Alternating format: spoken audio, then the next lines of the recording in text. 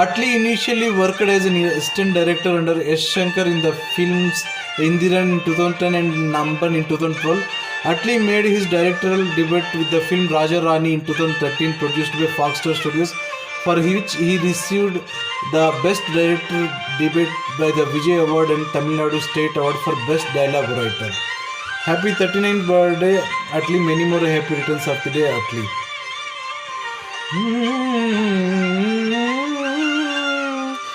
ఏదేదో ఆశ కదిలింది నాలో, తెలపాలనంటే సరిపోదు జన్మ.